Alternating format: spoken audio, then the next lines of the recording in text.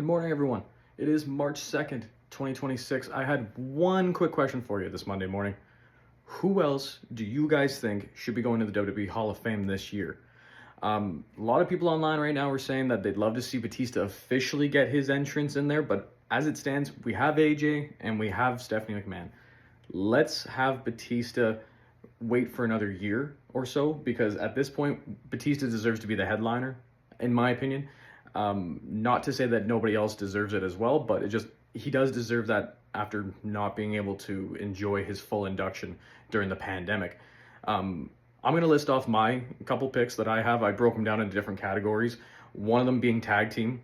And in the tag team category, I think Crime Time.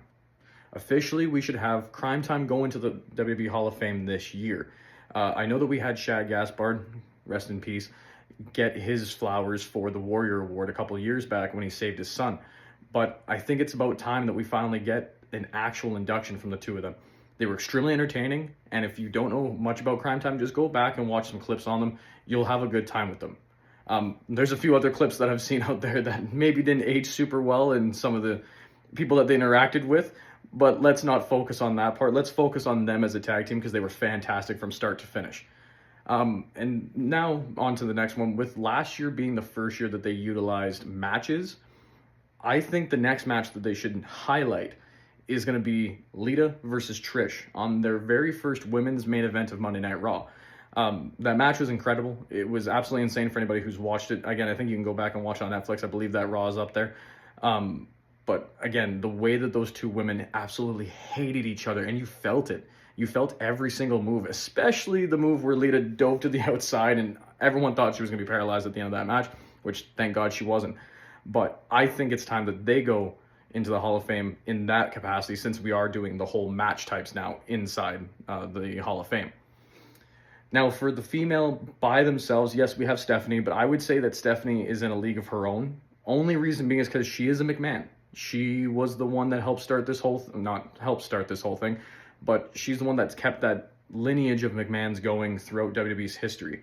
And her daughters will eventually get involved in the same capacity, probably at some point, just because that's the way the family goes. I think for a female as a participant, though, it's gotta be Jazz. Jazz recently re-signed with WWE as a trainer, I believe, down in the PC. And right now she's training the next generation of female and male superstars. And I think there's no better time to get Jazz into the Hall of Fame than now. Again, I only watched her a little bit during that time period, but she was an absolute powerhouse. She was a monster, and she was very, very difficult to beat. And for a lot of talent back then, especially as a female, it was hard to get that look and hard to get that shine unless you were Trish or Lita. But you know what? Jazz came through in her own way and made her career her own that way. So props off to her, and she should go into the Hall of Fame this year. Last one I have on here is a bit of a celebrity guess. For years, WWE has used this band and saying that they're one of their favorite bands of all time. They're one of my favorite bands. I still listen to them religiously to this day. But I think Limp Bizkit should go into the Hall of Fame this year. They did Taker's theme song. Again, we see them behind me, but I think they should be using Limp Bizkit's Rollin' rather than Kid Rock's, American Badass song, because, we really don't need to have Kid Rock around right now. I think Limp Bizkit's a better call for a song anyway. But I honestly think that Limp Bizkit going in the Hall of Fame would be incredible. They've used most of their popular songs for every single big promo package that has been used in WWE history.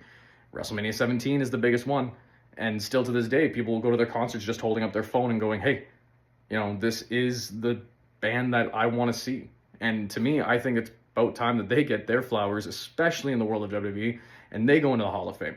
There you have it, guys. Those are my picks to go into the WWE Hall of Fame this year at WrestleMania. Let me know what you guys think in the comments. Love to hear from you. Please subscribe if you guys are feeling up for it. I'm going to be posting a bunch of new videos later on this week. Later on today, we're going to be having the Scream 7 review. Went and saw that last Friday. We'll let you know my thoughts on that video when we get to it. And as well, this week, we're going to be posting our first mental health video. This one is mostly going to entail a lot of talk about breaking bad habits and ways to break them and replace them with better ones. We all kind of go through that system and we all eventually get there, but hopefully that video will help you guys out and just trying to start somewhere. Look forward to hearing from you all. Stay good and be good.